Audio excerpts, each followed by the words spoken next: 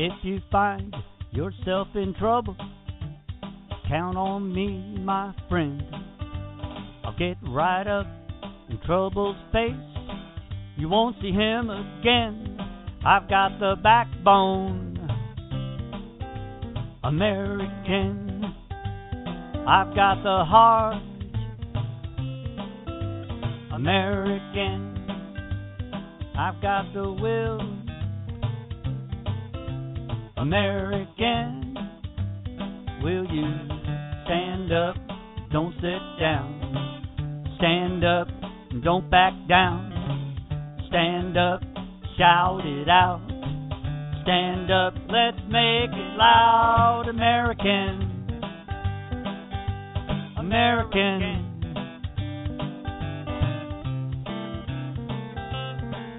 Welcome to another exciting show with Southern Sense on Blog Talk Radio. So turn up the volume and enter our chat room or grab your phones. Call in and join the conversation.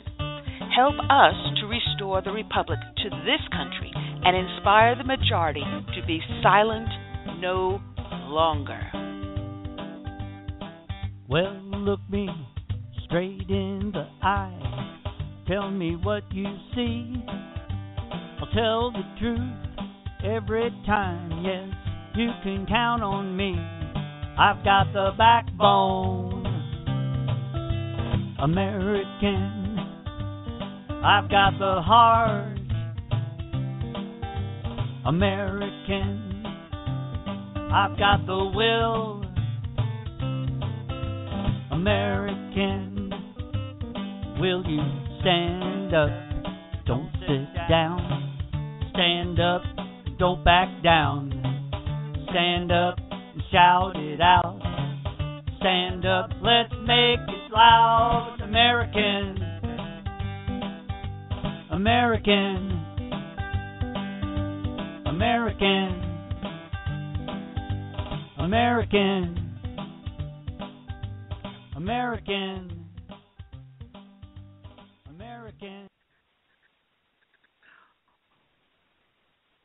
Welcome to Master Senate of South Carolina Tea Party Coalition Convention. I'm your hostess with the most radio chick, along with my debonair and intellectual and host. Is she with me? Is my mic on? My mic is on. Curtis, you with me? Well, anyway. I hear you. Kind of breaking up a little bit, but I'm here. All right. Well, I can't help that because I'm relying on the hotel Wi-Fi. So break up, just jump in. As interesting whenever we deal with Blog Talk Radio and Wi-Fi connections. I know it's going to be coming in choppy. There's nothing I really can do. We've got ourselves a nasty rainstorm here in Myrtle Beach, and I don't know if that is affecting what do you call it? The internet, the Wi-Fi signal. Yeah, it's a possibility. Anyway, shoot, back for the home. Get back to here. It's a little discombobulating because I was at the debates last night, and we'll be talking about that. Anyway, those who listen to our show will start off with a dedication to a fallen hero. And I know my signal is a little choppy, but we're going to do the best we can. And today's dedication is going to go out to the crew of Extortion 17 that were killed in the downing of the helicopter. 30 Americans killed by the Taliban in Afghanistan on August 6th. 2011, and the truth on that incident is still being dug out. This is from townhall.com, dated January 12th of this year, by Mark Baisley. There was a time when America's commander-in-chief held a certain poise, a refinement of manner, a humble je ne sais quoi, and nothing could be more important to the families of American soldiers than assurances that the lives of their sons and daughters are valued above everything else except the liberty they defend. Aaron Carson Vaughn, a member of the elite SEAL Team 6 Special Forces, once wrote a note of assurance to his concerned parents about his chain of command, saying, "They won't let me die." This week, America honors her heroes in recognizing Veterans Day, including our brave SEALs. That virtuous moniker is actually an acronym for Sea, Air, and Land, indicating these guys cover every quarter and every dimension. Members of the United States Navy SEALs are a special kind of human, incredibly smart athletes with unthinkable endurance and unimaginable tolerance for pain. The greatest tribute of a SEAL is devotion. But in a brand new book, a tragic truth is revealed about the Obama administration's unrequited devotion for our most selfless of heroes. Aaron Carson Vaughn is honored by his heartbroken dad in Betrayed, the shocking true story of Extortion 17, as told by a Navy SEAL's father. The book chronicles the events that led to the death of Aaron Carson Vaughn and was authored by Billy Vaughn, with co-authors Monica Morrill and Carrie Blake. The book details the events of August 6, 2011, in Afghanistan, surrounding the shooting down of an American Chinook helicopter that held the evocative name of Extortion 17. A high-value al-Qaeda leader was pinned down in a village by U.S. Army Rangers. 3 hours into the intense ground engagement, Extortion 17 was tasked to carry 17 SEALs into the battle with the onerous task of capturing the al-Qaeda leader alive. The Chinook was operated by a crew of 5 from the National Guard and carried an additional 22 Navy personnel in support of the elite SEAL team. One Afghan interpreter was also on board, and just before taking off, 7 Afghan commandos were curiously assigned to the final flight of Extortion 17. As the Chinook approached its destination, the enemy could be seen running into a building with a tower that gave him an advantageous shooting position. The 2 escort helicopters had all the visibility and firepower to resolve the battle before Extortion 17 delivering the SEAL team, but the Apaches were denied permission to attack.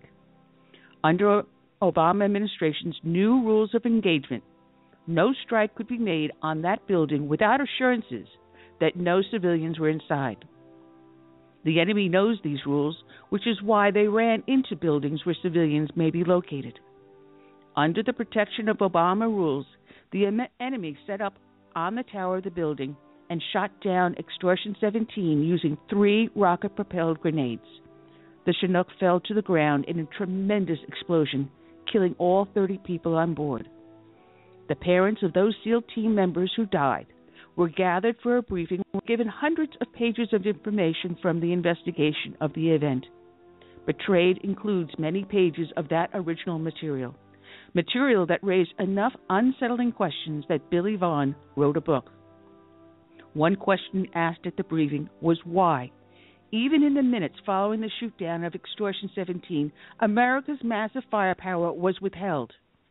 3-star Admiral Robert Harward explained to the parents that a drone strike wasn't used because we need to win their hearts and minds.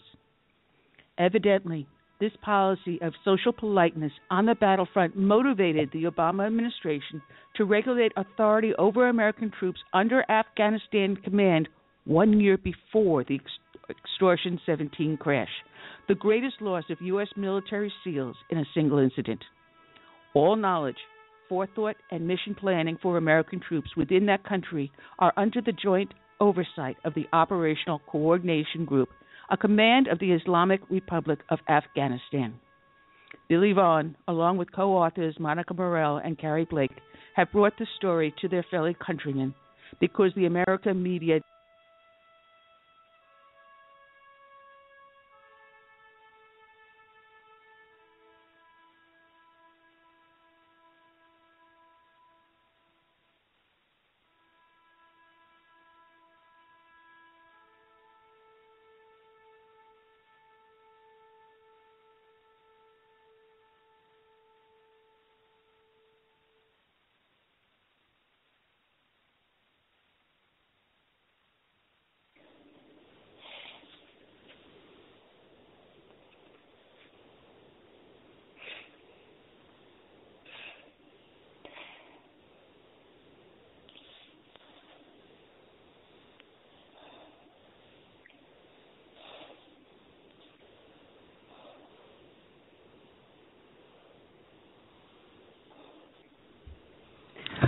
Okay, it looks like I'm back. Are you with us, Curtis?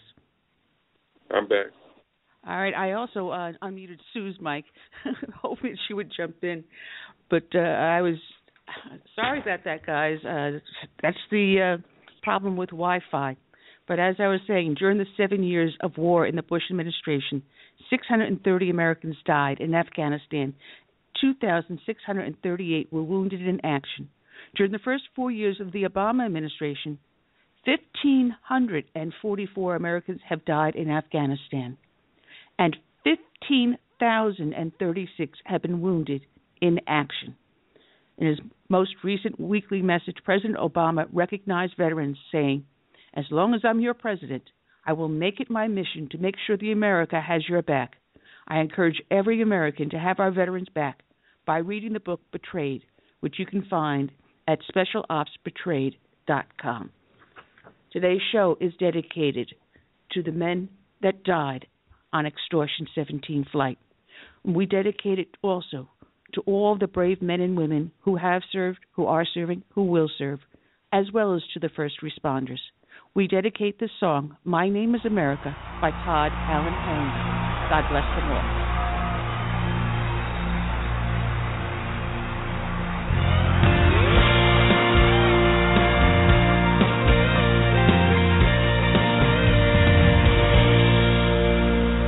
Born in the grip of oppression, I fought for my liberty. I paid with the blood of my people. Freedom has never been free. Now my door's always open to dreamers and friends. When I'm attacked, I protect and defend, because my name is America. I stand proud and free. My name is America. Don't tread on me. I cannot be broken. I cannot be shamed.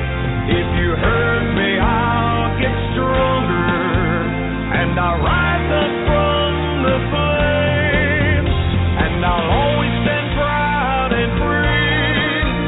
I'm America, don't tread on me. America is my name. My strength was not taken from others. Others gave it to me. They believe in the virtues I stand for, my respect for humanity. Now I'm challenged by tyrants who envy my power, but their vicious deeds become my finest hour, because my name is America. I stand proud and free. My name is America. Don't tread on me. I cannot be broken. I cannot be shamed. If you hurt me, I'll get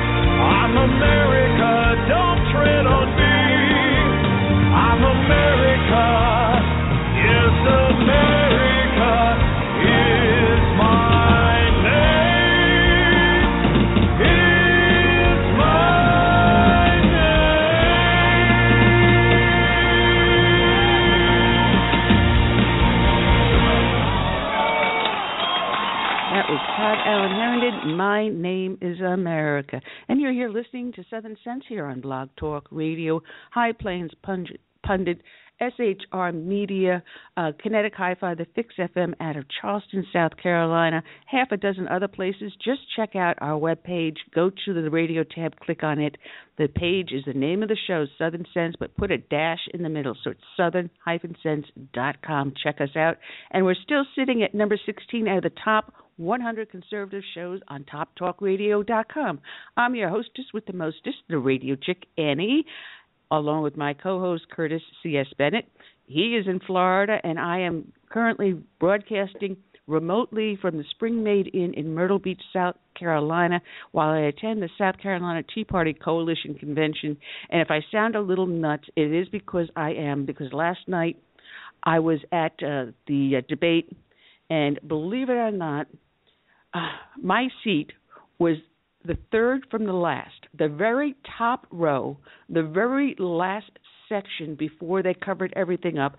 I was in the nosebleed section, and oh boy, I'm telling you, some of the organizers are going to be hearing about that because I filled out the ticket information specifically stating that I was handicapped, and someone obviously did not read or know about Americans with Disabilities Act. So we have a little bit of a problem on that. Otherwise, we can talk about the debate. We can talk about the State of the Union while we wait for our guest to call in, along with Nikki Haley's response. There's a lot of interesting stuff. We can also talk about the 10 sailors that were captured by the Iranians, and new information is coming out about that today. And while we do that, I had unmuted our friend Sweet Sue from New Mexico, as well as Glenn Atkinson, so we can get ourselves a four-way conversation going. How does that sound, Curtis? Sounds great. I'm ready to go. I got a few questions myself. All right, Sue? Yeah, I'm ready to go. Sorry about earlier, Annie. I didn't know what was going on. It's the Wi-Fi here. Unfortunately, it can be, I guess, a little unpredictable. And we've had a storm coming through here. It looks like the worst part of it is gone and starting to clear up. Oh, man. Oh, what a day, what a day. I drove, when I left North Charleston, as soon as I went out into the parking lot to put my luggage in the car, it started to drizzle. And I'm saying, oh, let me hit the road. Let me get ahead of this storm coming in. It followed me from North Charleston all the way up to Myrtle Beach, 2.5 hours riding in pouring rain. And the only time it stopped is when I stopped the car saying, I don't have an umbrella. Let me stop at a gas station and simply buy an umbrella. I pull into the gas station. I'm under an overhang, so I'm not going to get wet. And as soon as I open the car door, it stops. Absolutely stops raining. And I says, oh, good, maybe I'm going to beat the storm. I get in the car, pull out back onto the highway, and as soon as I hit the highway, the skies opened again. And I said, Lord, you are not with me today. That was divine intervention. Oh, man. I mean, if anyone could have bad luck, it would be me. It would be absolutely me. Oh, man. And then there's so much crap that's been going on, I don't even know where to even start the conversations. You know, we started with, as we ended our last show Tuesday, getting ready for the State of the Union Tuesday night. And how many of you out there had a barf bag by your side while you were listening to this claptrap? I actually had to turn him off. I couldn't tolerate him. I practically skipped it. Oh, what about you, Glenn? Hello there. I'm sorry. I'm not feeling very well. I got the stinking flu or cold or whatever going on here. And I put you on a spot. Oh. I'm no problem at all. I want to listen to the show, but my voice is not that good today. Oh, you sound fine to us. Absolutely sound fine. That's because I don't feel that great. glad I sound okay. Well, I'll tell you what. We'll cheer you up. Thank you very much. You know, it's funny. The third paragraph of his speech, he starts off with going, "We gather tonight knowing that this generation of heroes has made the United States safer and more respected around the world."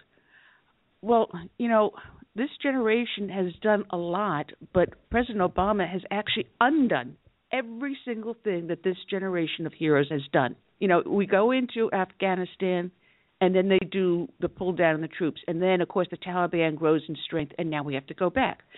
We go into Fallujah. How many times? 3 times? And we're ordered back. And everything that we did, every life that was lost, was for naught. And look at here now with Extortion 17 that we talk about. Every single thing that our men and women have done that we have asked them to do, they've done. And every single gain that they've had, this administration has unraveled. And I thought that was complete audacity to make such a statement. And he goes, for the first time in 2 decades, Osama bin Laden is not a threat in this country.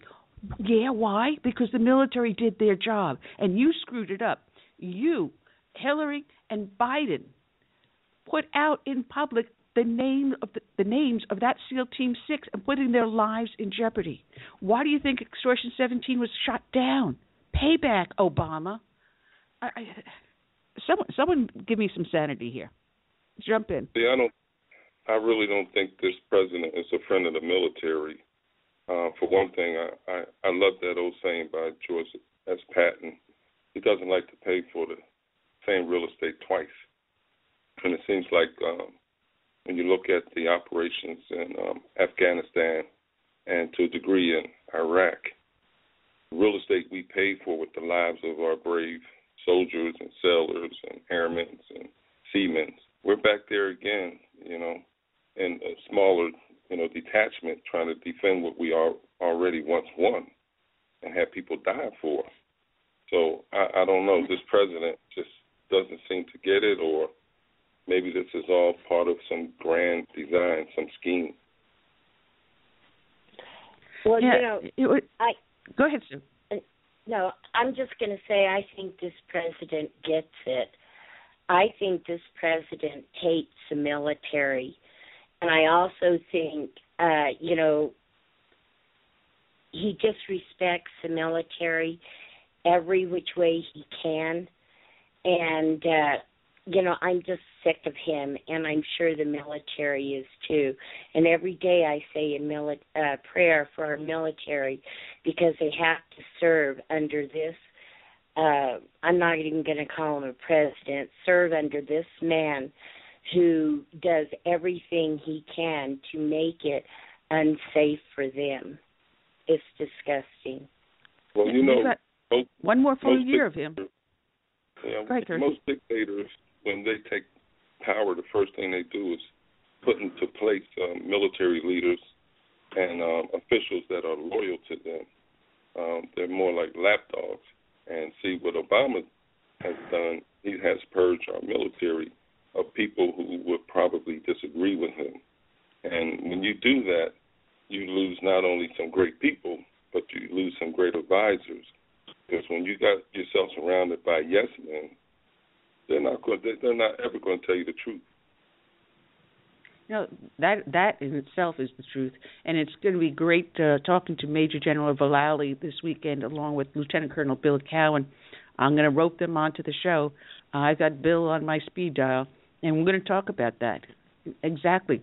Major General Vallely has been working on different projects. Can't really talk about them much yet, but he's working on doing something to help strengthen the military back up again, and it'd be interesting to find out what it is. Obama said that Al-Qaeda's top lieutenants have been defeated, and yet we hear news story after news story after news story how Al-Qaeda is regaining strength and working in conjunction with ISIS. And then the next sentence is the Taliban's momentum has been broken. If we look at what's going on in Afghanistan, the exact opposite.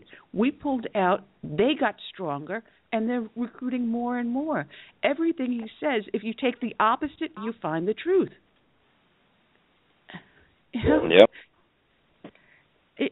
Just take the opposite, hold a mirror to the speech, and then the exact opposite is 100% truth. And you can go and start taking apart this State of the Union address bit by bit. He's talking about the housing collapse, and then we learned that the mortgages had been sold to people who couldn't afford them. Yeah, it was the Democrats that put in the Dodd-Frank bill that brought around the scandal with Countrywide. And no one went after Dodd or Frank about getting their mortgages through Countrywide. If we as citizens did this type of a stunt, we would be sitting behind bars in a striped suit. But because it's members of Congress and the members of the Senate, no one touches them. They have automatic immunity. Well, not only that, it was the Democrats who defended and supported agencies such as Fannie Mac. You know, when everyone else on the Republican side was telling them something's not right about this, you know. President Bush went on TV with the... If anyone remembers, President Bush went on TV with a speech saying that there's going to be a mortgage crisis and it's going to center around this. And he was specific. He saw it coming and he predicted it and urged Congress to work to prevent it. And no, democratically held Congress sat on their ass and let our country go into hell in a handbasket. 19 times they were warned about this, and they let it go. That's why we end up with 2008, the collapse, economic collapse. Yeah. Now, this is the paragraph that follows the bit about the mortgages. He says, and I love this one, and this is Sue, probably about the point you turned it off. It was wrong, it was irresponsible, and it plunged our economy into a crisis that put millions out of work, saddled us with more debt, and left innocent, hardworking Americans holding the bags. In the 6 months before I took office, we lost nearly 4 million jobs, and another 4 million because of our policies were in full effect. And he did nothing to stop it. In fact, he saddled us with record debt. He saddled us with more debt than we have ever known. He has put more men and women out of work. And what has he done with the jobs that are there? He brings in H-1B1 visas and gives those jobs to immigrants. Excuse me, there's a problem here. The people who did get jobs that he touts as, people working. These are people working like part-time jobs. But if you listen to Obama, you would swear that the economy was working on all 8 cylinders. A lot of people out here are working, but they're not working the hours they used to, and the wages have gone down. And not only that, ever since 2008, we had a lot of homeowners, especially the middle class, that got kicked out of their homes and things because they had to foreclose. So they pretty much wiped out the middle class just with that, Well, I got to say something. He not only has given jobs to immigrants, he has taken jobs away from Americans and given them to illegals. I agree. By not enforcing our immigration laws and going after illegal immigrants, every job an illegal immigrant holds is a job an American cannot do. Amen. And a lot of them say that, they're those low-paying jobs, being a janitor or picking fruit. But if you remember correctly, it was high school kids and young college kids that did these jobs in order to work their way up and to help cover their school expenses. So here's kids that would have been doing these jobs. Instead, these kids are looking for jobs that middle-aged and seniors are going for. And they're putting the middle-aged and seniors out of work because would you rather hire a young person that you can train and to do the work you want them to do, or do you want to get someone that's experienced in the field and may be able to show you how to innovate because they've got experience in that field and they can probably help you produce your product or produce your service much better so that you can charge more or serve more people and then grow the economy? Everything is bass-ackwards. And I tell you, I am in a mood today. I am in one heck of a mood today.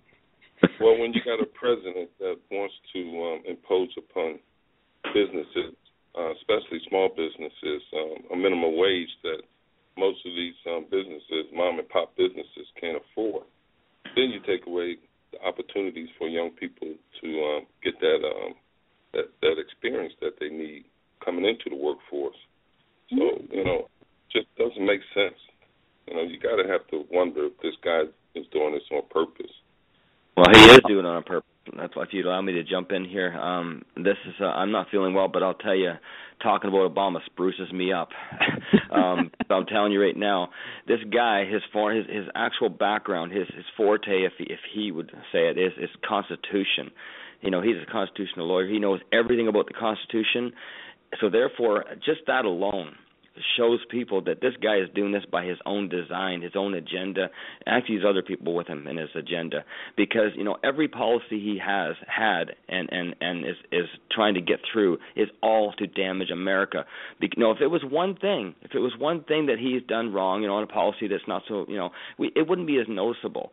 We wouldn't be thinking that this guy has a personal agenda, because one thing. But when you're looking at dozens and dozens and dozens of things, of policies that he's done that's actually proven as he's put them in there and hurt them, and he doesn't have Congress. Congress is helping him, as far as I'm concerned, it has been. And so therefore, when you see these things that are going on here, he knows the Constitution, and he's going against the total Constitution. Everything he's done with policy is against the Constitution. So therefore, anybody that has half a brain, anybody that even knows, I'm starting to talk like Donald Trump here, but it's the truth. Anybody that has brain knows that this guy is doing this on purpose. I don't have an ounce of political correctness in me. I'm in America and I'm Canadian, but I'm telling you, by November this year, I'm going to be an American, and I'm going to vote, and I'm already on the phones to get people to vote. And I'm telling you right now, I'm not illegal. I'm American as far as I'm concerned. And I'm telling you, he is taking these jobs that we had and giving them all to illegals, and he's bringing more illegals in here that are going to not only take the jobs, but even worse, kill us. And so therefore, every policy he has is by design of an agenda that's been put in for decades, and he's just one of the puppets that are doing this. I don't care if they come and take me away and do whatever they want. You know what? God has me, and that's what's needed in this country is more God-fearing people, not Obama-fearing people, because I'm not afraid of Obama. I'm afraid of the people that are supporting him, that are going to go to hell with him, because he is the one that's actually creating the Antichrist movement here in America. He's one of the biggest ones that are doing this. And so therefore, there is no one that's going to change my mind with that, because I already know of a man of God, and I have a heart of God, that this is what God is telling me. This guy is one of the Antichrists. He's here to destroy America. He's doing it, and we are allowing him. I shouldn't say we. I should say there is people in America that are allowing him, and Congress is one of them. And until we change from the grassroots on up with God, it's going to remain the same, if not worse, if Hillary gets in there. So beware. This is what's going on. I think I've said it all there. I think he has wakened most Americans up, because just look at the last two midterms. You're right. Number of Republicans that went there. Just look at the number of gun registration that's went up since this guy. Every time he talks against it, people go out and buy guns. So I think he's also waking people up. Doesn't realize that, but that part is a good thing. But we do have a struggle ahead of us, and every time I read the news now, it looks like Hillary is slipping. So we may have to end up actually pitting a capitalist against a socialist. In the end. That would be fun to see. Well, I'm sorry, Sue. No, go ahead, Manny. Also, Joe Biden made a little bit of a comment last week, if anyone caught it, saying that he regretted the fact that he dropped out of the race, and he may be contemplating. Plus, you also have Elizabeth Warren, who started to pop back up into the picture. She's been making a little ruffles and noises, so it's possible Biden or Warren may jump back in. Go ahead, Sue. Well, I was just going to say, what I'm seeing a lot of is one of the things Obama has done for this country is a lot of independents are, starting to go right, and there's also Democrats. And one of the things I saw recently, which is really unusual, is that there's a lot of the blue-collar, especially unions, who are, now I'm not, saying vote Trump, but there's a lot of union people, blue-collar Democrats, who are saying they're going to vote for Trump. This has the SEIU very, very upset. So the one thing that Obama has done, I mean, everybody sees Hillary Clinton as Obama on steroids. And then you go to Bernie Sanders. I mean, is that not frightful? You know, he just comes out and says what he wants. And, you know, I see Obama maybe has done America finally a favor. Well, you know, it's funny because we got a whole generation of kids that are growing up now, and they don't have the background we have, the experiences we had, knowing America as a great nation, a strong and powerful nation, a Ronald Reagan nation. You know, you can even say Jack Kennedy when he was showing power and strength, but they don't know that. They grew up now in a generation where certain freedoms and liberties have been restricted or removed. This is the norm that they know. They don't know the norm that we do. So it's going to be up to us to teach this younger generation, you know, show them what America was once like, what you could do. You know, it drives me nuts when you hear kids on college campuses saying that they need a speech-free zone, they need this space that they need so, you know, the black doesn't have to be bothered by seeing a white person walking past or saying hi to them or something like that. The stupidity of some of the stuff that is coming out of the colleges is mind-boggling, and it explains why a lot of these college kids are gravitating to Bernie Sanders, because he's mouthing everything they were taught in school, everything that the liberal left has put out there in media. How dare you say something about, oh, gee, your hair looks a little messy today. Oh, I take offense. You're talking bad about me. Or maybe that color doesn't look so great on you. Oh, you can't say that. You're not allowed to say that. You hurt my feelings. Some of the stupidity has just gone too far. Political correctness has to get tossed out the window, has to be completely eradicated, and bring back the sanity. Amen. Well, you know, one thing is Dan Joseph went on campus, and there's a thing on YouTube, and he asked these college kids, a lot of them were there for a Bernie Sanders rally, and he asked them, what is socialism? The kids of today, especially these college-educated kids, do not know what socialism is. They can spew, oh, well, you know, free this and everybody equal, but they don't know socialism. They don't know communism. They don't know where it's derived, and they don't know where it bleeds.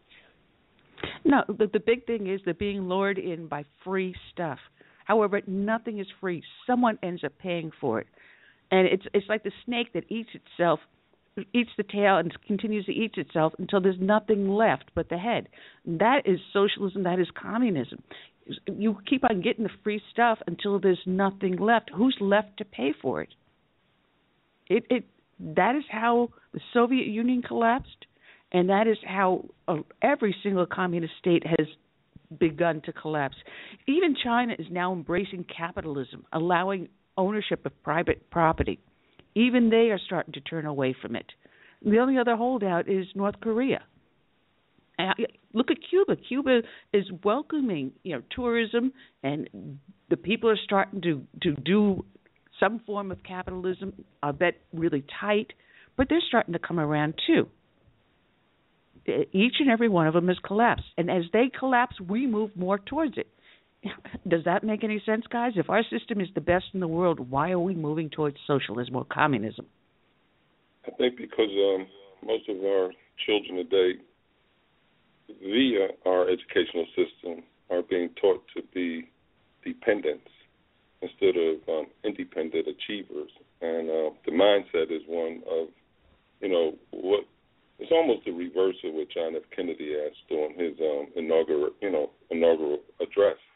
They want to know what can be done for them versus what they can do for this country.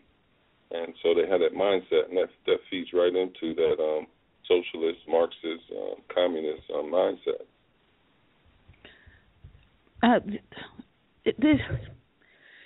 They're taught the political correctness is like, for example, the LGBT community. You know, when they started off first teaching sex education in the school system, it was originally to teach kids about diseases, about the function of the body, the basic ABCs, and then they would teach other things such as influenza, pneumonia, virus versus a cold, a virus versus a flu, and you learned basic biology and basic things. But you also learned about, you know, the difference between abstinence, and you weren't given the real graphic stuff that the kids today are. And when you give kids this young, whose brains are not yet fully formed, you're going to make them different. You're going to make them very, very different, and their minds will not function the way our normal minds do. Yeah. What is it? It was in the New England Journal of Medicine, I believe it was last year or the year before, I forget what it was. It was an article that said that the human brain is not sexually fully developed until the age of 24. So think about this. Kids as young as 8 and 9 being taught about sex education. And they didn't start teaching it to us until we were 13 or 14, going through puberty. And it was basically also to help us understand what the heck we were going through. You know, they went and opened the door, and they created that slippery slope that we've gone down. This type of stuff, I can understand the medical part, you know, teaching about diseases. But the other part, the birds and the bees, should be done in the household, in the family. That's not something that should be in the school. And because it is in the school, we now have kids developing sexually at a much younger age. We have so many young girls in high school and now junior high that end up pregnant.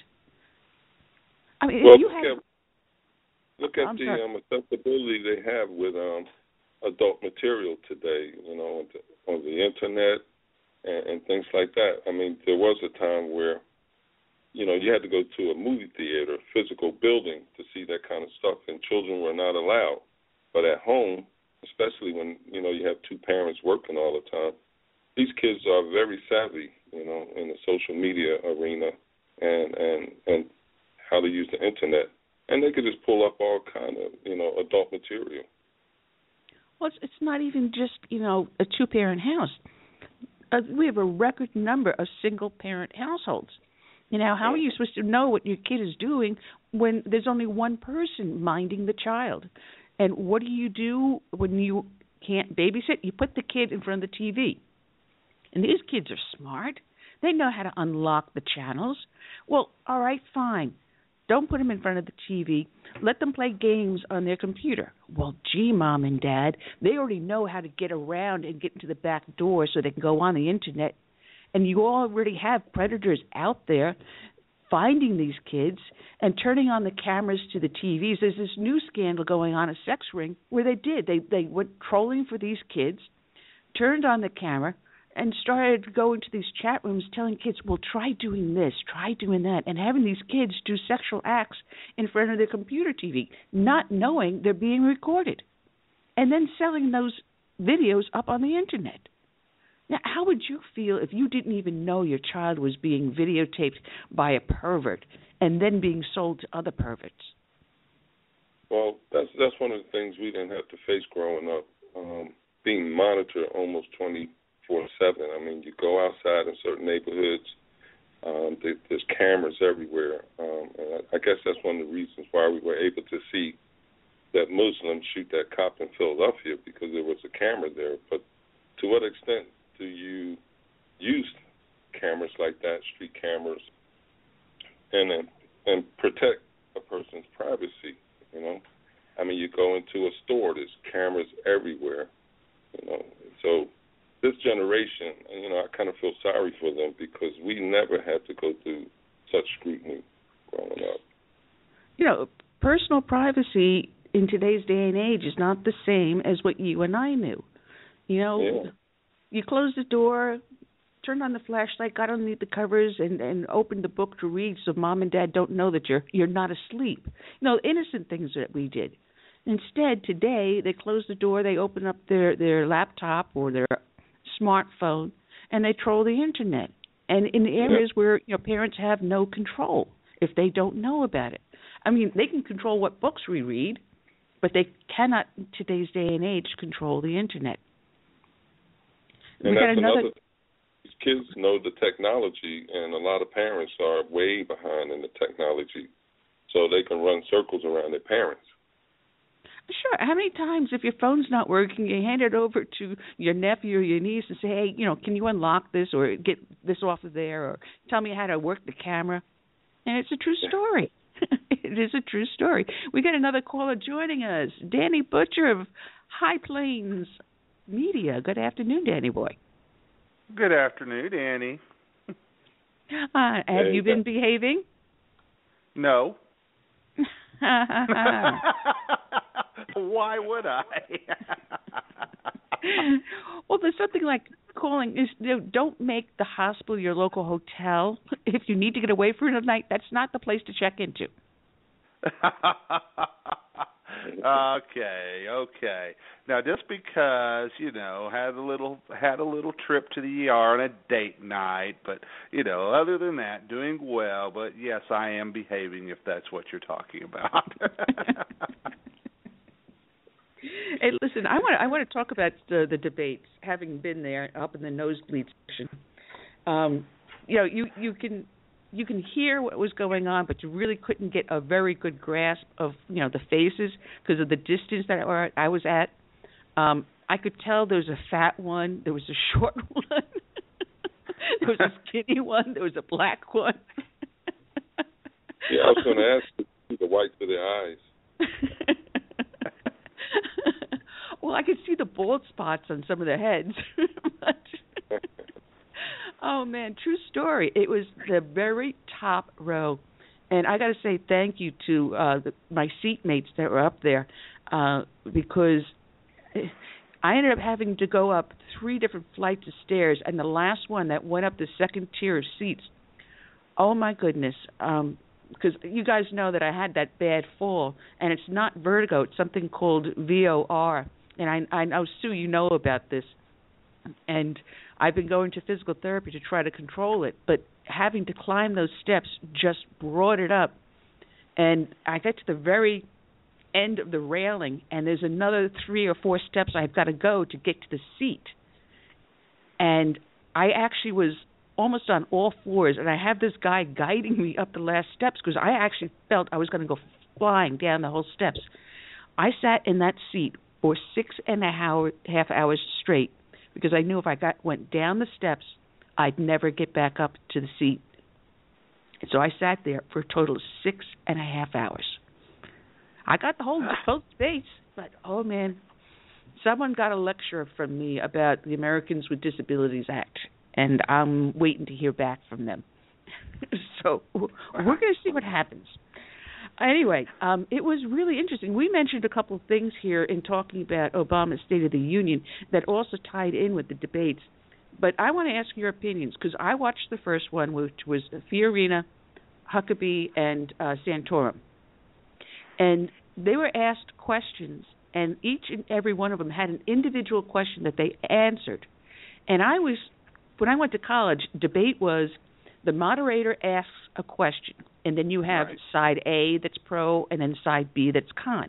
And then one side will answer, and then the other will counter. And then you go on to the next. It's punch and counterpunch with the moderator controlling it. We didn't see that in the first one. What I called that was a forum. And when I said that to my seatmates, they go, yeah, you're right. That wasn't a debate. That was a forum. How can you call it a debate when that's the format you use? Let me throw it out there and jump in. Well, Annie, what the first debate was, number one, it was, if you stayed awake during the first debate, I applaud you. And here was the second thing about the first debate. There was no difference of opinion between the two, between the three whatsoever. I mean, let's face it, the highlight of the first debate was the fact that Rand Paul was not there. But other than that, it was more like the Fox Business hosts were they were conducting an interview. It was more like a one-on-one interview instead of an actual debate. They gave them the opportunity to answer the questions and then move on from there. So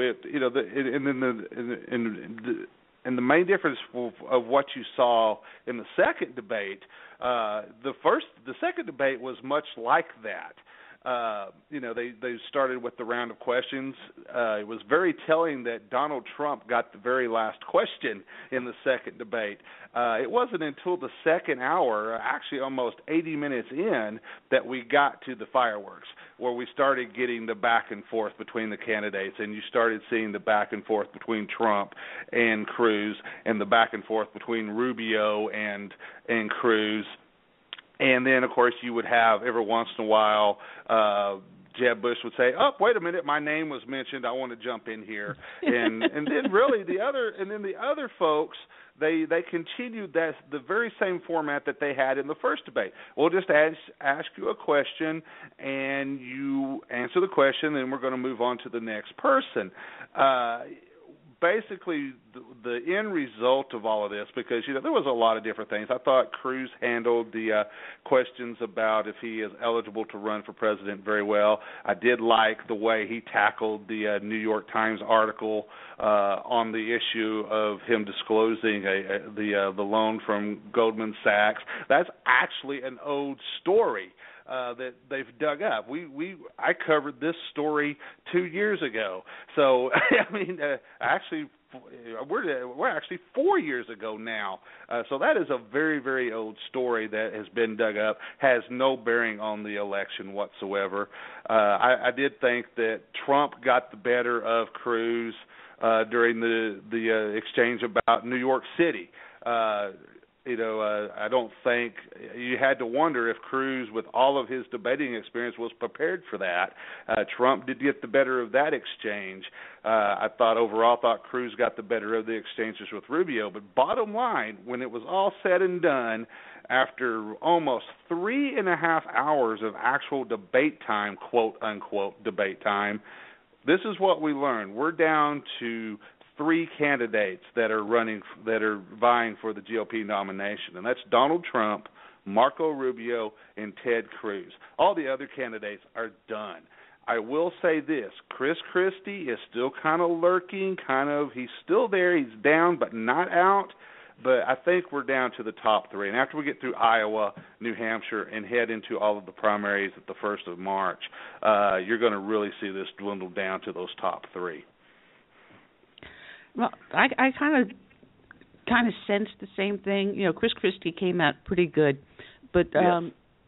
Sue, I thought Carly Fiorina had a couple of good tags against Hillary. I really didn't catch that first debate, but I am not a fan of Carly Fiorina. To me, she is too much like Hillary for me to support her. I don't like, she's very two-faced. After 9/11, there was that speech about the Muslims. She went against Congress when she was CEO and through a back door dealt with Iran.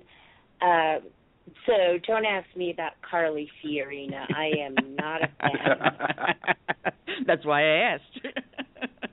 I didn't see the first tier, but I saw the second, and I was struck that they went by the rankings. They started with Kasich first and worked their way to the top 2 on Donald Trump. Right. I really think that is why we didn't get the fireworks until later, because they started kind of like in a reverse. It's almost like when you go to school. Usually when they take roll call, everybody that has the name begin with A and B and all that, they usually go first. Their names are called first, and the W's and Y's are always the last, and for some reason. And it's nice to do that every once in a while in the classroom, to start with the people that has, the letters of their names start with like W, Y, X. And I think, like I said, that's why we didn't get to the fireworks until a little later. Yeah, I actually thought John Kasich was a little tame. He was. I think so too. And going back to what I was saying about the reverse order, I guess that's why I was a little surprised when Ben Carson made the comment that I was wondering when y'all was going to get to me, because it was obvious. Wake him up. Wake him up. Yeah, it was obvious to me they were working backwards and saving I guess you can say, the best for last. Maybe he was pleased. I'll tell you this. Actually, Ted Cruz got the first question of the night. And Ted, he actually set the tone for the night because he immediately, before he answered the question he was actually asked, he went into an immediate criticism of the Obama administration, specifically targeted at President Obama over the handling of the U.S. sailors that were captured by the Iranians, and that set the tone for the entire night. Although we had some, I'll be honest with you, the exchanges between Rubio, the exchanges between Trump and Cruz and Rubio, those are the type of exchanges we need to have, because that is vetting the candidates. That you're getting to the issues, you're seeing the differences of opinion, the differences of policy, and that's what we should see in these debates. But it also set the tone where all of the candidates, let's face it, every one of them on that stage would be a better president than Barack Obama, would be a better president than Hillary Clinton, Bernie Sanders, Martin O'Malley, the list goes on and on. But the one thing that was the one thing that really the theme throughout the night was this was a great opportunity for the Republicans to give an actual response, kind of an unrehearsed response to President Obama's State of the Union address on Tuesday versus what we saw from Nikki Haley. And so you really got to see all the responses from the presidents, and they ripped Barack Obama completely apart throughout the night. And it was very telling that the moderators went that direction, and you got to see a lot of differences of policy, actually, of what the Republicans are running on versus what the Democrats are running on. The Democrats are running on big government, socialistic ideas, whereas the Republicans, they all have varying degrees of what they're running on, but there's one underlying theme, and that is the American dream, and that especially is what you're hearing from Trump, Cruz, and Rubio. Well, there's a couple of things that really bothered me. There was a question asked of Mike Huckabee, and then the very same question was asked later on of Rubio. And both of them flubbed it 100%, because I was sitting there in the seat, and I'm getting ready to scream out. And a couple of people sitting next to me going, you're right. The question was in reference to entitlements and the cuts in Social Security and Medicare. And I'm screaming, I'm going, they're not entitlements. Welfare is an entitlement. Food stamps is an entitlement. Obama phones are entitlement. Section 8 housing is entitlement. Medicaid is an entitlement, but not Social Security and not Medicare. I paid for Medicare out of my check. My money went into Social Security. That is my money. I want it back. And not one of them answered it that way.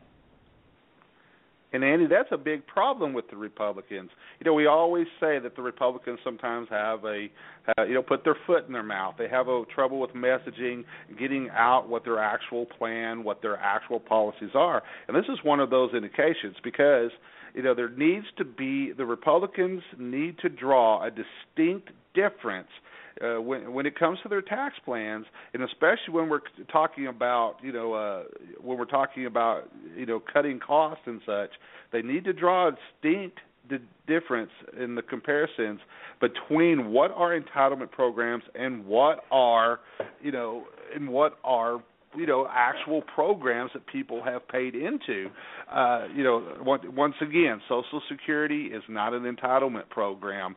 I would even argue that you could make the argument that Medicare and Medicaid are not entitlement programs because those are something that we actually have agreed to pay into this system.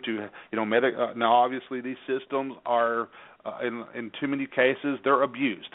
A lot of people, so the original intent of the Social Security program is not what we're seeing it used for today. The original intent of Medicaid and Medicare, we're not seeing the original intent when they put forth that legislation, what it was intended to be used for.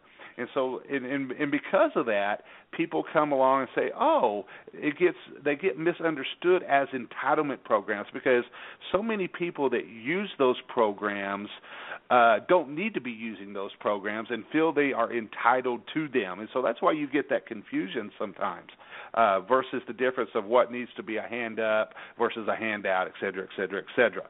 And so, but that is where the Republicans, especially when they're talking about their tax plans, and of course Rubio and Cruz had a big exchange last night on taxes and policy and such.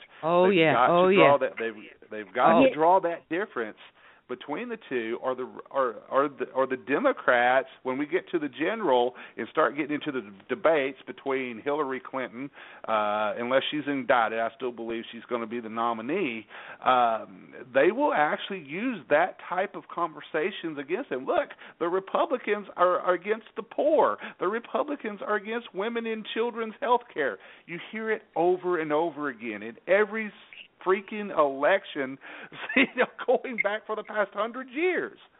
Well, I'm going to make a notation here, because when you mentioned the tax plans, the only person on that stage that said to abolish the IRS was Marco Rubio, and he said fair tax. Right. And he's the only one that said it. Every last one of them came across with this flat tax or something like that. And my argument has always been, if you have someone that's earning only $45,000 a year, do you think that at 16% it comes up to approximately $7,000 a year? That individual can afford $7,000 a year? Someone that has $4.5 million, I'm sure, can afford $700,000. Exactly. And it is a flat tax will always hurt the low and middle class the hardest. If you have a fair tax, then the rich don't care how much money they spend on something. You're going to get them to pay the most. They will pay the majority because they're buying the big end items. Whereas someone that's in the middle or lower class, they're going to be cost conscious, and they will only pay what they feel they want to pay the government. It no longer becomes mandatory. It is voluntary. And for that, I commend Marco Rubio for standing behind that. I'm sorry to cut you off, Sue. No, I just wanted to talk a bit about Medicare and Medicaid. There is a difference. The same. Yeah. They should not be lumped together, period. Exactly. And for people who aren't on Medicare yet, let me tell you, you will, at the age of 62, be forced to take Medicare. Also, I have paid into Medicare my entire life. Yes. I am continuing to pay into Medicare right now. Do you know, people listening, that people who are on Medicare, they continue to make payments to Medicare? So don't put Medicare and Medicaid together. They are not the same thing, and that really irritates me. And, one thing about Social Security and about Medicare, well, I don't think Social Security and those of us who are getting our benefits now would be in the shape it was if Congress way, way back had not started taking money from the Social Security, quote-unquote, locked box. And the same thing with Medicare and Obamacare. They took $250 million, almost $500 billion from Medicare. So don't put that in with everything else. I'm sorry, but I get really upset. Well, you know what? Sue brings up a very important point, because here is Sue. She's getting Social Security, but yet she's taxed on her Social Security, and part of her Social Security goes back in to pay for, guess what, ladies and gentlemen, Medicare. There's something wrong with that. that is something that should not be going on, and that is one of the great examples of some of the waste and nonsense that needs to be actually addressed when we're talking about dealing with healthcare reform. Healthcare reform was not addressed with Obamacare. Obamacare was insurance reform. Obamacare was set up to fail to be a stepping stone to a single-payer healthcare system. It never addressed selling insurance across state lines, tort reform, actual rising health care costs. It never addressed any of that stuff. It never addressed any of the waste and fraud that we see taking place in Social Security, in Medicare, in Medicaid, etc. It's absolutely. The example I just gave is a prime example of robbing Peter to pay Paul. We got Vito up in the chat room, and he's saying, good point, Sue. The two of them are constantly misconstrued, and there is a difference, and not very many people know that there is a difference. We all paid into Medicare. Medicaid is a government-run program that no one really pays into. Our tax dollars go into it, but it's not something you see coming out of your FICA. Medicaid recipients are people that have either no or low income, that are not paying taxes anyway, and it gives them free access to health care. That is an entitlement. That is the difference. And then there's Social Security and Social Security disability. Now, Social Security disability is the one that is being abused. Now, I'm on Social Security disability, and I don't know, Sue, if you are also, but we still paid into Social Security. That was all lumped into one fund. And what's happening is people are abusing the Social Security going, oh, well, I've got a split personality, so I can't work, so I need to get Social Security disability. That's not what it was for. It was for those of us who could no longer work legitimately. If we cannot sit there at a desk and pick up a paperclip and put it into a box, then you can't do it. But if you can do it, if you can sit there at a desk and pick up a phone and answer it, or pick up a paperclip and put it on a piece of paper, you are employable and you don't get Social Security disability. You've got to go to a court, and usually it takes 3 years, and you have to go 3 different times, and you have to prove, and you have to bring with you a ream of medical records. And my lawyer and I went in there. He had a big case. I had a whole big pile of records and everything else, categorized, labeled, stapled together, photocopied, duplicates, triplicates. You've got to prove that you're actually disabled. But they've changed the rules. They have made it so easy that, oh, I have an ulcer, so I can no longer work. Oh, disability. But then someone who's legit gets denied. And this is also something that is not being talked about. I want to how corrupt. I want to just mention this one thing. Back to the tax system, just to show you how corrupt it was. When I got out the Navy, I got like $50,000 severance pay. So they taxed me on that. So actually, I walked away from the Navy with maybe $39,000. Then when it came time for the tax year, for taxes, they taxed me again. So I'm like, wait a minute, I just thought they took all this money out for taxes. Why am I paying taxes again? And from then on, I said, I got to look into this. I got to start following politics and politicians and get a better, grip of how this system works, because it just seemed corrupt to me at the time. And that's why you have a big issue with such things such as the death tax, because Curtis gave a great example of double taxation on income, which is a scam, ladies and gentlemen, and that is why the tax code needs to be completely revamped in this country. I've got 2 articles today on the tax code and such on my website, so I'll put the links up in the chat room here in a minute. And I want to address something that Vito put in the chat room, Annie, and that was that Obama doesn't care. Obama doesn't care. I love it. Is putting the onus of Medicare expenses back on the Not state. Medicare, Medicaid. I'm sorry, Medicaid. I don't have my glasses on, okay, so I'm leading back from the screen. I'm sorry. Medicaid expenses back on the states. This is going to lead to swelling state budgets, and those states with no state income tax are going to feel it, such as Florida. Now, folks in Florida are starting to feel that already. Here in Texas, where we don't have a state income tax, a lot of that stuff is offset by our property taxes.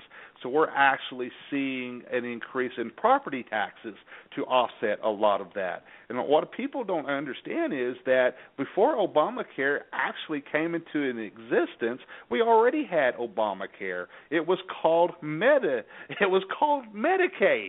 Medicaid basically is a massive expansion of Obamacare that completely destroyed the insurance industry and led to higher insurance costs, and we can go on and on and on about the disastrous results of what this does. But Obamacare is basically now Medicaid on steroids, major expansion of that. It never addressed, once again, the true cause, the very root of what the problem was. And I want to hear from the candidates out there, from anybody that's saying we need to repeal and replace Obamacare. Okay, folks, I want to hear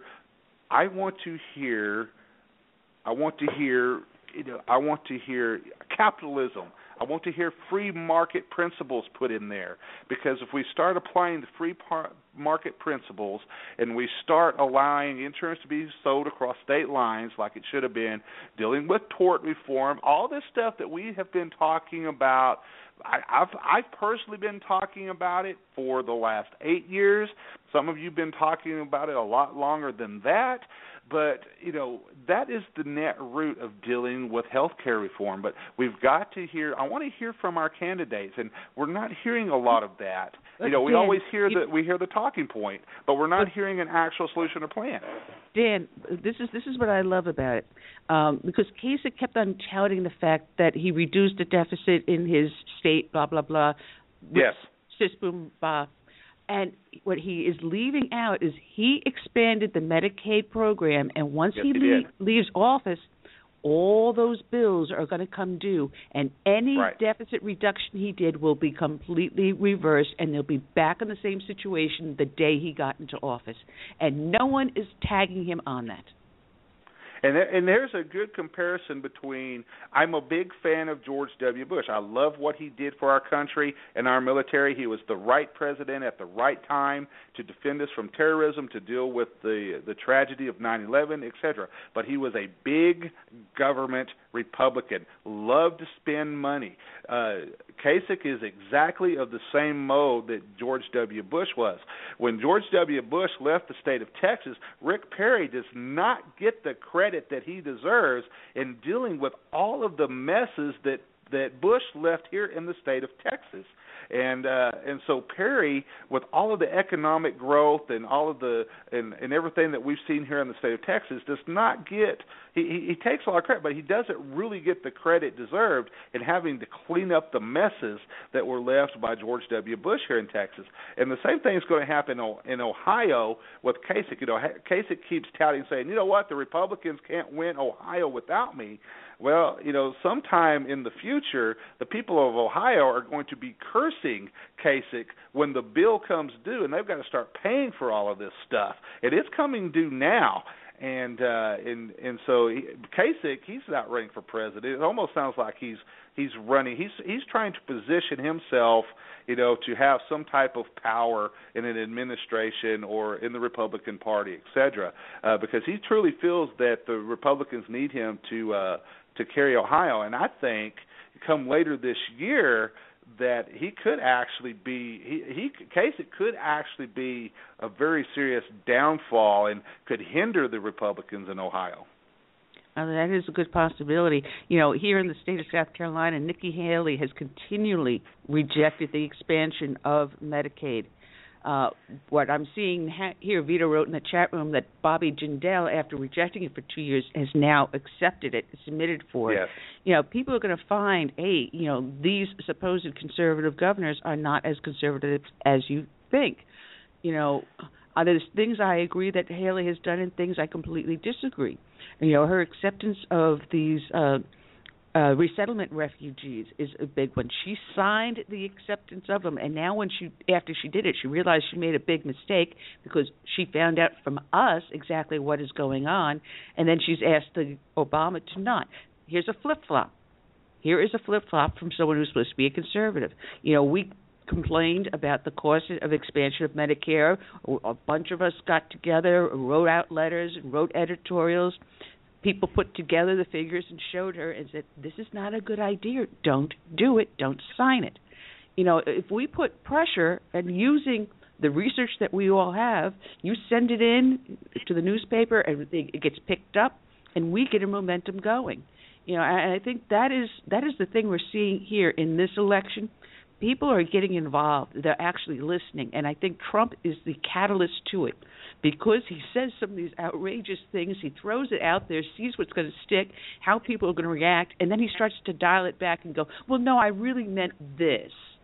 The same thing like he's doing with the Muslim refugees. And that is something else that really ticked the heck out of me last night. They kept on saying, Syrian refugees, Syrian refugees. Well, hello, folks. We were getting refugees coming from Somalia.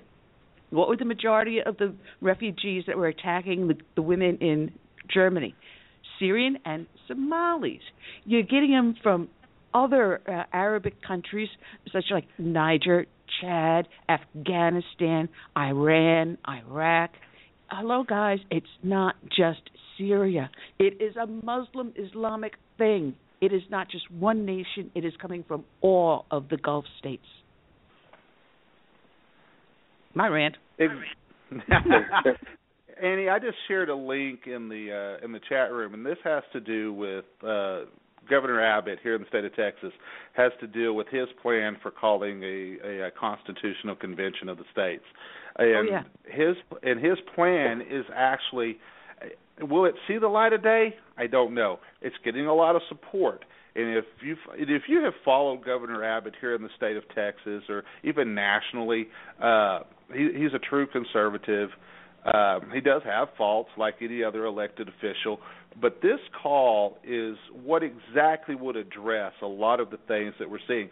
Going back to Bobby Jindal, giving in and starting to accept the falling for the Medicaid scheme, as Vito put it. This would address a lot of that because, once again, the original intent of our country, and I always use a pyramid scheme for this. And I always say that the United States of America is now falling for a Ponzi scheme. Originally the United States of America was an upside-down pyramid. Everything emanated starting from your home, your family, then it went out to your neighborhood, then it went to your community, then it went to your county, then it went to your state, and then it worked its way up to the federal government. Now that pyramid has been turned upside down into a Ponzi scheme. And now everything is trying to emanate from central control from Washington, D.C., and then pyramid out from there down to your home, all the way from educating your children to your health care. You name it, the government wants to be in your business. And that was not the original intent of the Founding Fathers and the Constitution of the United States. And so I consider that a Ponzi scheme because what ends up happening is that is the way Washington keeps the states under control. It's the way it keeps your local governments under control because so many of these are dependent on federal tax dollars and they keep paying into this scheme. Everybody keeps paying into it, and then it keeps coming back down. And it is to the point now where we're seeing the very likes of Bobby Jindal, who has been at the top, preaching out against this type of stuff, giving into it because what? We need the dollars. We need that federal money in the state because we can't balance our budget. And if you look at, a plan such as what Governor Abbott has laid out here, it's not perfect. It's just a blueprint, but it's a starting point to start to turn that pyramid back upside down again, where everything is emanating from the people, from your family, from your home, out to your city, your state, to the federal government, and that's a starting point. But we're not going to get there. You and I, Curtis, Sue, we can all sit here and we can blow hot air all we want to on the radio, and I can write all the columns I possibly can, all the news articles, opinion articles, or whatever. But and a lot of times we're preaching to the choir. I would say that probably the majority of the audience here agree with 99.9% of what we're talking about today. But if we don't go out and we don't talk to the independent voters, if we don't go out and talk to the millennials, if we don't go out and talk to the Bernie Sanders folks, we have to actually be ready to address this stuff, be able to present our facts, be able to present our policies, our ideas, do it in a coherent manner. We don't have time to be talking about nonsense, whether we still have people talking about, here we are almost 8 years later, and people are still talking about whether Barack Obama was eligible to run for president. That's a bunch of bullshit. It's a bunch of nonsense. Sorry, Annie, but that's what it is. We shouldn't be discussing that nonsense. We shouldn't be discussing whether Ted Cruz is eligible to run for president or not.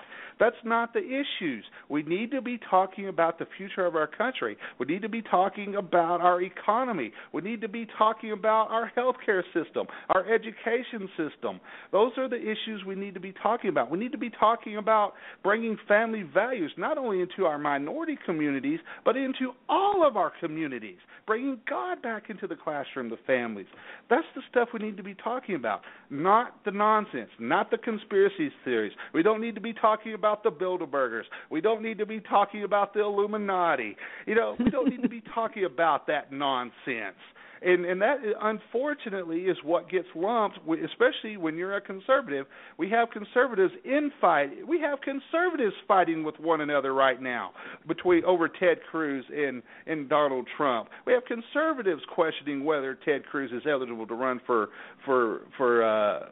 president or not. Folks, like it or not, we've got to find a way to bring the Republican Party together. We got to bring the conservatives, the libertarians, and yes, we got to bring the rhinos in, folks, because I was talking this, and I'm going to end my rant with this, because this presidential election, the Republicans have three things to worry about. They got to capture the White House, they got to defend the United States Senate, which is actually a very uphill battle for them, and they also have to be concerned that over the next 4 to 8 years, we're going to have 3 to 4 Supreme Court nominee positions to deal with. And if we don't get our act together, guess what? The Democrats, and God forbid, the progressives, socialists, are going to be the ones in control, and then we've even got a harder fight on our hands, Annie. Well, it's funny you mentioned about the infighting within the Republican Party. And as I was sitting with my seatmates last night, a woman next to me turns around and goes, "Why is the Tea Party tearing apart the Republican Party?" And I said, "Excuse me?" He says, "Yeah, why are you tearing apart the Republican?" And I said, "We're not. Think about that. Who's doing the name calling and who is shutting the other one out of any open debate or conversation or participation? You are having the rhinos at the top, the John McCains and the Lindsey Grahams that are calling us hobbits and all others and calling us wackos. We're here, we're presenting arguments, we're saying these are issues we're concerned about. Let's sit down and talk them through and see what we can come up with. These are ideals that we have. These are things we believe in. These are places we see trouble. We want to sit down." So what happens? You have the John Boehners that kick out Tea Party elected conservatives to Congress out of committees, the Justin Amash's and the others, saying, no, you're associated with the Tea Party, so we don't want you here. We don't want to hear your voice. We don't want your opinion. You have absolutely no power. Get out. I said, when they stop doing that, we can then unite the Republican Party. We can find a middle ground to agree in, or an area to not agree in, but still get work done. We're here to help. And we are getting involved in the GOP. We're saying, all right, fine. You need areas that you need people to represent, precincts, or parishes, or whatever you have. You need people to go in there to be the precinct president or the executive committee person. We're willing to step into those roles to help you rebuild the strength of the Republican Party. So welcome us in. I mean, the pendulum swings both ways, and you're not going to get a solid support of Republicans unless you make it all inclusive. I'm not talking about race. I'm talking about ideals. As long as there are Republican ideals. So tell the rhinos at the top, shut up, you can't win every single game. Let the other team players in, and let's see how we can win the game. Let's take it back. Well, if it wasn't for the Tea Party, we wouldn't have had the great wins we had in the last two midterms. We wouldn't have the number of governors that we have today that are Republicans and mayors and everybody else that benefit from the Tea Party's effort. So, yeah, you're right. They need to embrace us instead of kind of like being standoffish. Well, I got to say thank you, Vito. Vito wrote in the chat room, you hit it on the head. We need to make you chair of the RNC. Well, and Annie, here's the thing. The Tea Party has evolved into the ultimate grassroots movement. And this is not endorsing a candidate because we're still vetting or whatever. But if you're looking at somebody like Donald Trump has his flaws. He also has his good points. And I used this comparison the other day. Are we ever going to see another Ronald Reagan come along? I don't think we'll ever see another Ronald Reagan come along. Ronald Reagan was a man in history at the right time, at the right place that our country needed. Now, can we ever see another Ronald Reagan-type presidency? Yes, we can. And here's the unique thing about Donald Trump and why he is appealing to everybody.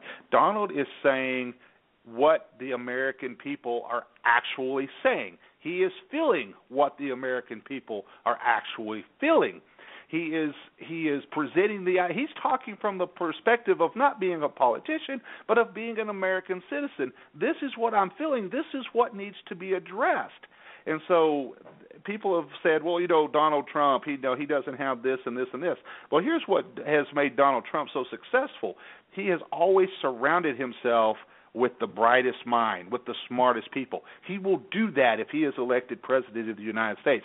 He will surround himself with the best Secretary of State, Secretary of Defense, etc. The brightest and best people will be in that type of administration. And I think that's going to apply to any Republican that gets into office versus the nonsense what we've seen for the last 8 years with the Obama administration being surrounded by academics that have no real-world experience, just a bunch of theories that have all failed when they've been put to a real-world test.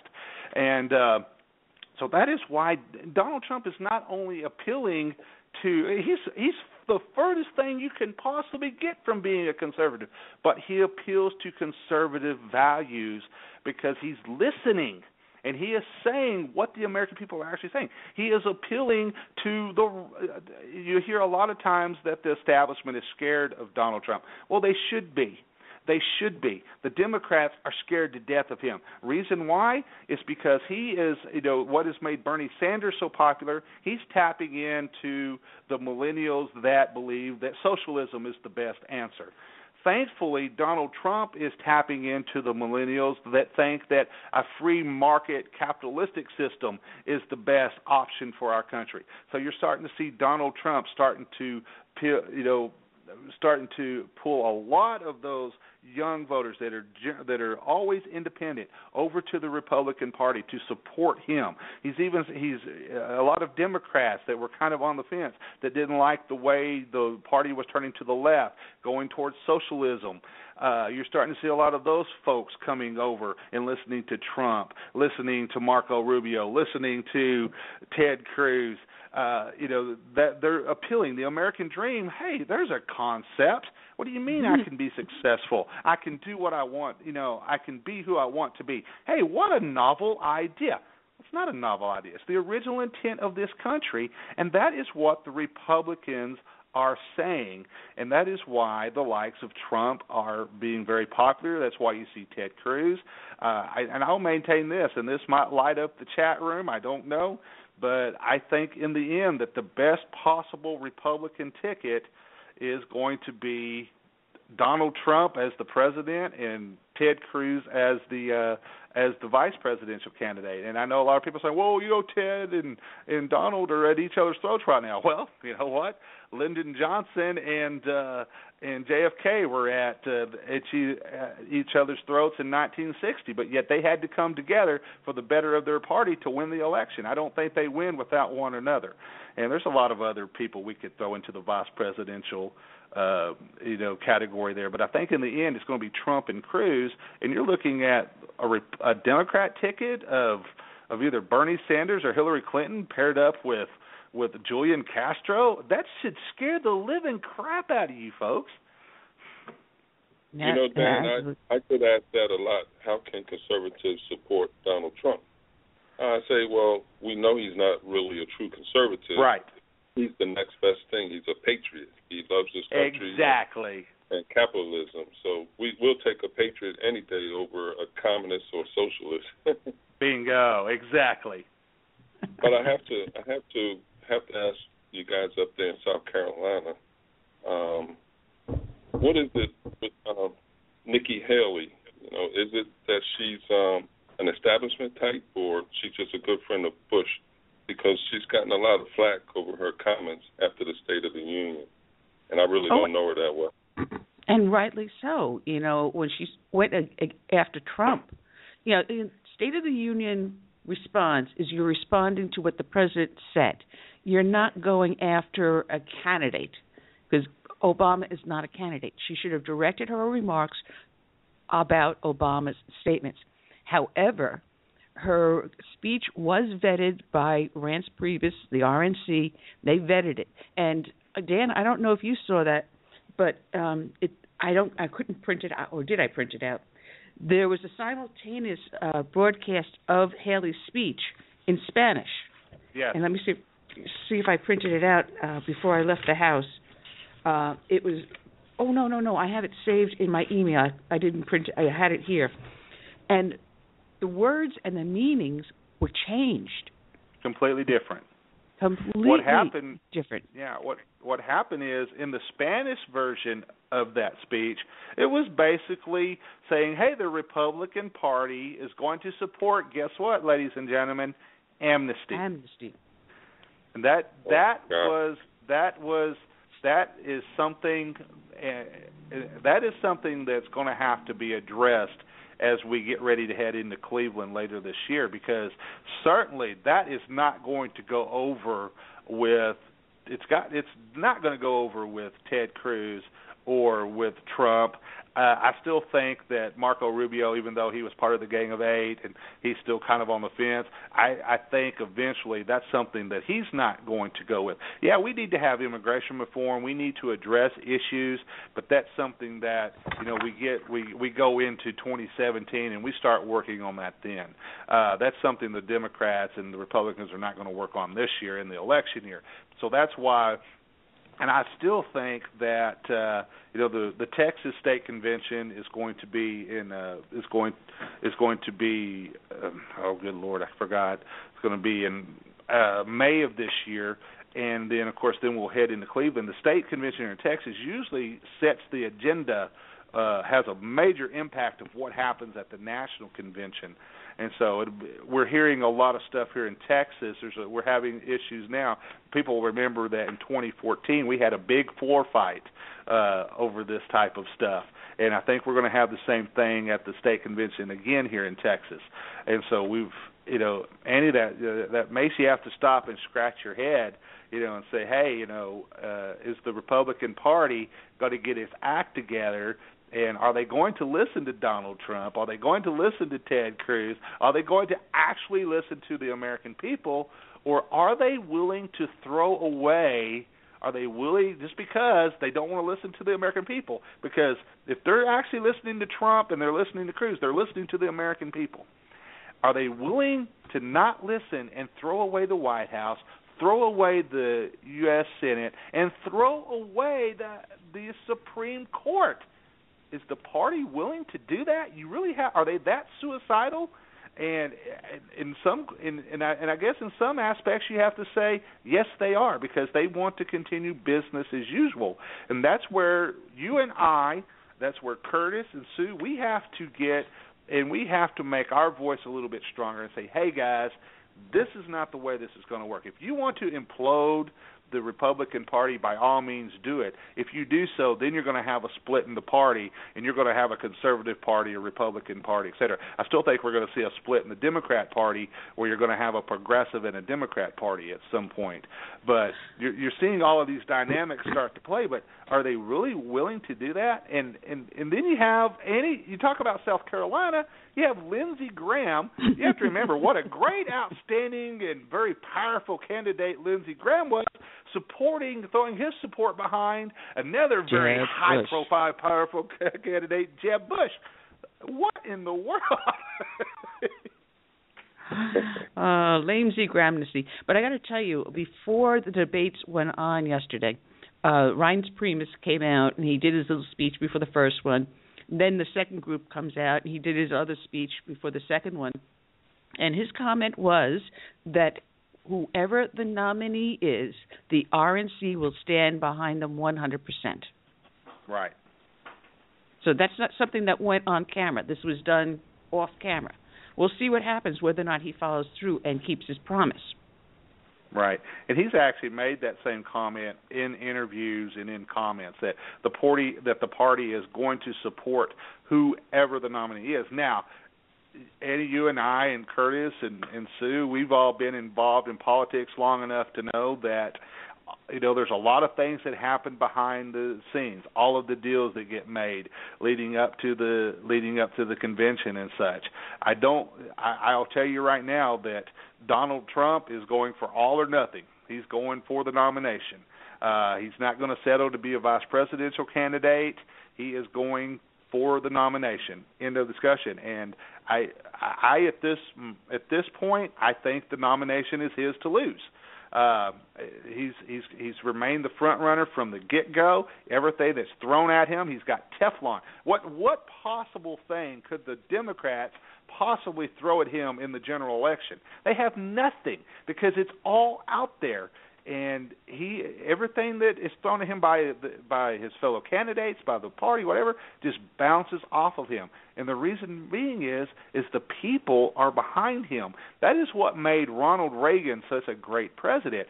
You have to remember, Reagan dealt with a supermajority of House and Democratic-controlled Senate, but yet he was able to get his legislation passed. And the reason being is that he had the will of the people. He had the voice of the people supporting him. The people supported Ronald Reagan. Thankfully, the reason a lot of Barack Obama, even when he had a Democratic-controlled House and Senate, was not able to get a lot of his legislation through is because he has never had the support of the people in this country. Never had it. He'll say, I've got a mandate, but he's never had that. And I think if somebody like Donald Trump is elected, you're going to be able to see a lot of changes for the positive for our country because he has the support of the people actually behind him. Well, we're coming down to our last 20 minutes here. There's one subject I want to get on because I didn't catch a lot of news today. What is going on with those 10 sailors that Iran had captured? Is there more news coming out? Because I know they were captured, they were released, Obama said nothing in the State of the Union, and now I saw something on CNN as I was going through the hotel lobby this morning checking out, something about that the crew actually altered the course. Have you heard anything about that?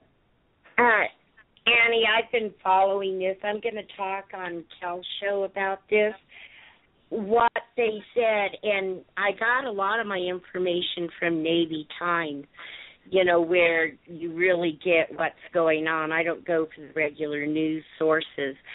But what the Navy is saying now is that they were low on gas, that they possibly wanted to take a shortcut, which took them too close to Iranian waters. Now, I have this to say about what they're putting out. Total BS. Yes. It doesn't pass the smell test. Our sailors and on these boats, They know the rules. They know what they were doing. Obama was up to something. I will put my money, I don't know if we'll find out, that I will bet you that Obama, had something to do with this. And you look at the timing, you look at, everything just before his State of the Union address. Obama had something to do with this. Also, there's talk, one of the sailors made an apology. Iran went against Geneva Convention, by putting out all these videos of our sailors. And just everything, something is definitely not right. And now what's coming out of some of the military sites is, I think there's going to be another purging, and this time a purging of the Navy. That some admirals are going to be cut. And also there's talk about this sailor being prosecuted by the military. So something is not right, but you can't tell me that our sailors who are trained and have some of the best navigational equipment that there are, is that they just decided, low on fuel, let's take a detour. No. Bullshit. Exactly. Well, what concerns me the most is that a day and a half, Iran had control of these vessels with the technology, the code books, the weapons. What actually came back to us? Did we get everything back? What did they remove? What do they know? And how much damage can they do to us? No one's asking that question. Well, here's the deal on this, Annie, and I want to bring this up real quick. It's because just like what we have with China, we often have a dispute as to where territorial waters are and what are international waters. The Chinese often claim more territorial water than what is actually there with international law. We also see that in regards to Iran. Iran has for many, many years claimed more territorial waters than what is actually there by international law. And so we have often, and on a daily basis, and I want to stress to everybody that these were small patrol boats. These were not the big ships that you see that were used by a lot of folks in the media. These weren't cruisers or battleships or anything like this. These were, if you want to give a comparison, think of these of the 1960 PT boats, but highly advanced. The kind of thing that John F. Kennedy commanded with a similar type crew. Each boat was manned by a crew of 5, and these are small patrol boats, and they're often always on a daily basis we're operating in this disputed zone, in these disputed waters. And in this particular case, these U.S. patrol boats happened to come across some Iranian patrol boats in a disputed area. Iran is claiming that this is their territorial water, but actually this is international water. And so in this particular case, the Iranians, the U.S. soldiers are under direct order not to engage, so they don't engage. And so the Iranians take these soldiers in, and guess what? They have the ultimate photo opportunity. They get to show photos and video of U.S. They have captured, they have brought the great Satan to their knees. So you see all the soldiers on their knees at gunpoint. You see the female soldier being forced to wear a headscarf. But with the great propaganda opportunity, all of these photos go out. Iran violated every known rule of law to the Geneva Convention with this. But they put on all this propaganda. At some point, I'm thinking probably through the correspondence that the sailor was ordered to apologize. You could tell that he really didn't want to do that. And I agree with Sue. I think that this commander is going to be the fall guy for all of this. And well, I have to say, Dan, you need to go look at the military sites. Also, right. You need to look at what the State Department has put out. They're saying we were not in disputed waters. Right. 26 miles in. And So, to say, this is something that normally happens and everything, no, it's not. And you have to look at what the State that normally Department happens, but we are constantly in, when we're operating in these type of zones, because you're talking about a very narrow region, a very small area. It looks vast, on the map and stuff, but it's a very, very narrow region, especially when you're talking about the strait. And in a lot of cases, when we are dealing with this, we are operating in our boats and our ships, we're operating in international waters. But the Iranians would consider us operating in their territorial waters. Now, do we have confrontations like this where the boats are come together and stuff like that? No, that's not a routine instance. But in this particular case, where these U.S. soldiers, where these boats happened to be, now whether they were looking for a place, whether they were running low on fuel, we're going to hear, the Defense Department, the Navy. They're putting out a lot of stuff saying this. The Iranians are putting out a lot of stuff saying this. A lot of military people, inside that don't want to be quoted are saying a whole different story. But bottom line is, whether, what happened with the rules of engagement here, our sailors just happened to be at this place where they were engaged by the Iranian Navy. But bottom line is, what ended up happening, in the way that our sailors were treated by the Iranians, the way the Obama administration allowed them to be treated in direct defiance, everything going against the Geneva Convention. This turned into a major propaganda tool that the Iranians are enjoying. They enjoyed this, and the bottom line is, the Obama administration did nothing about it.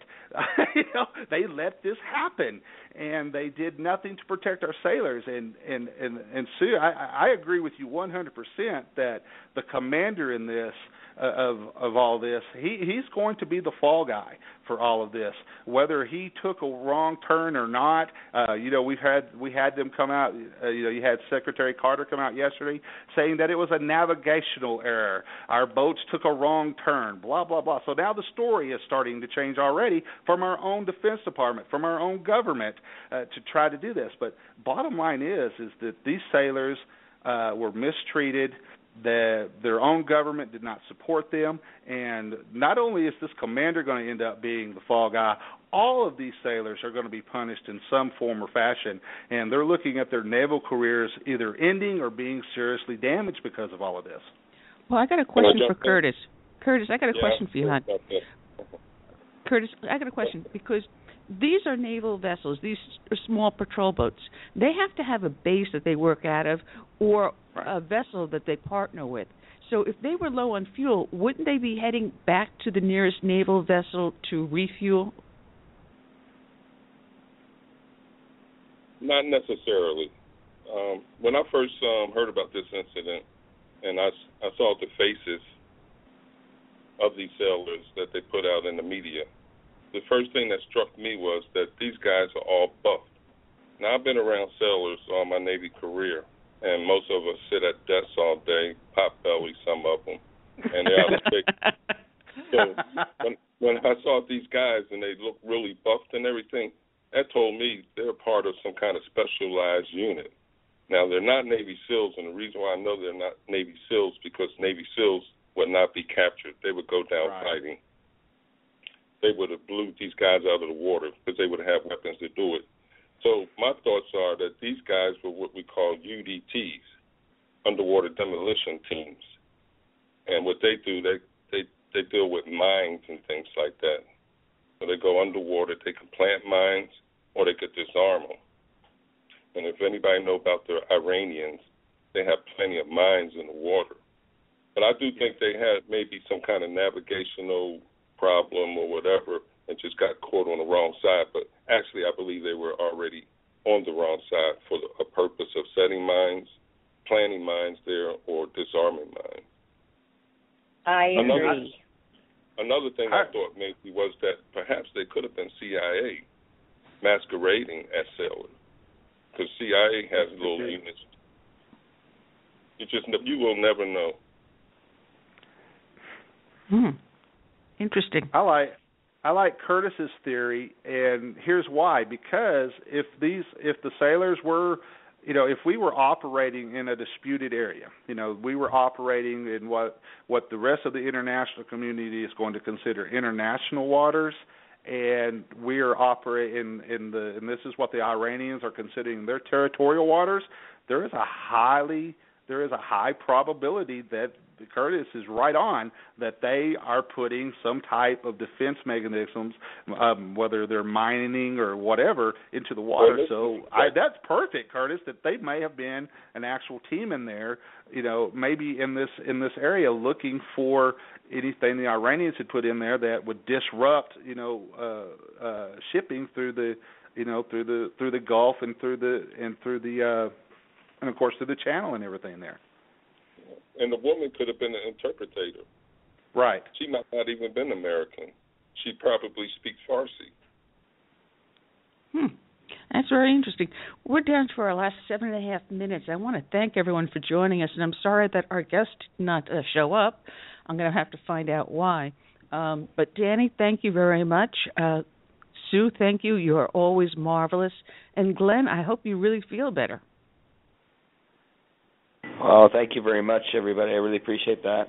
I'm sure it'll pass. Thank you very much.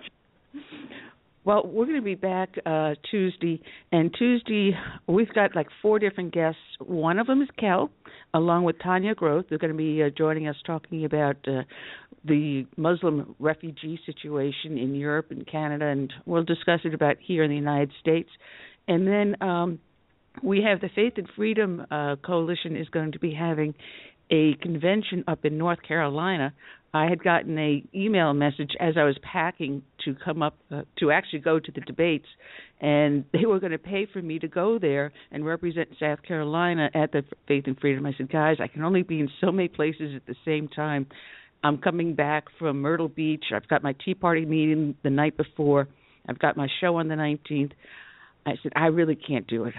You're going to put me in an early grave. So they're going to join us. They're going to join us to talk about what is going on up in North Carolina, bringing God back in the country, something that we all mentioned a little bit earlier. So there are movements out there to bring an awakening to our nation, one that we desperately, desperately need. So, Dan, are you doing a show soon? Well, as a matter of fact, we'll be back not this Sunday, but the following Sunday. Glenn is actually my co-host on my show, and so you'll start seeing all the stuff popping up on social media about that. And of course, Liz Loris is also the co-host of that show. So looking forward to it. I'll just throw this out there, folks. Make sure that you go out and support the 13 Hours movie. We want to make sure as many people as possible go out and see this movie.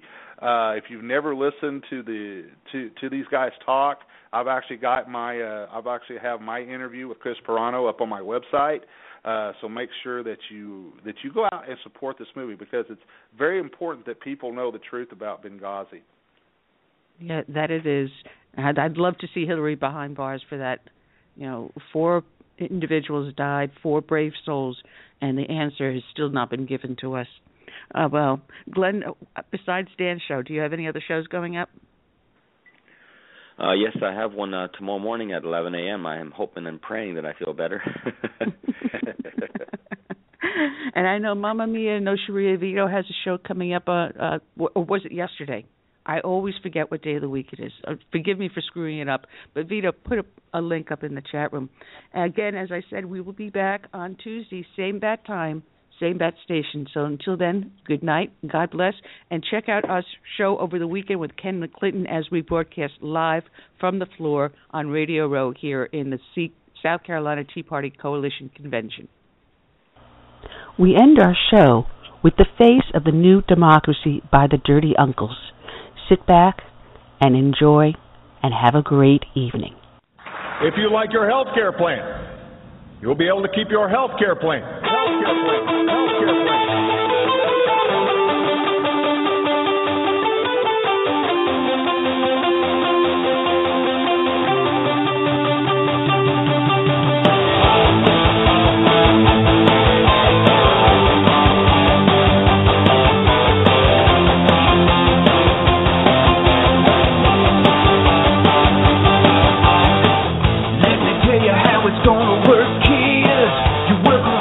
like your parents both did.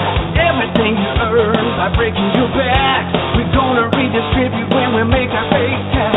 Hey, sit back down, don't be a jerk, 'cause none deserve it better than the ones who won't work. We're gonna throw away what our forefathers wrote.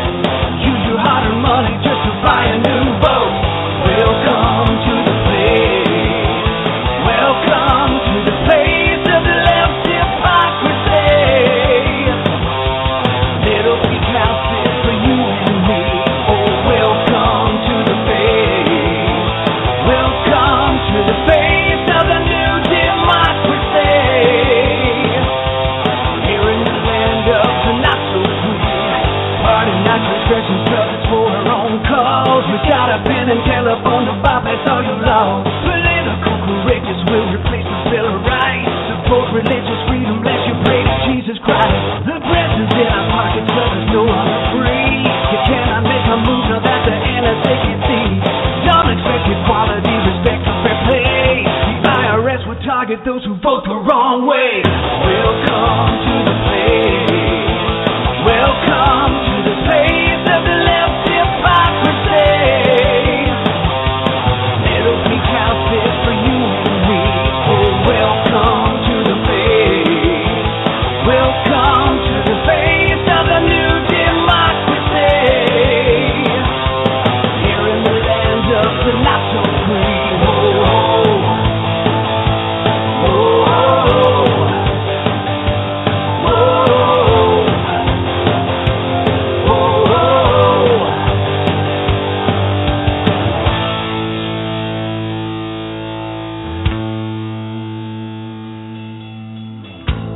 This is the most transparent administration in history. Not even a smidgen of corruption. Fact is, we had 4 dead Americans. What difference at this point does it make? If you've got a business, you didn't build that.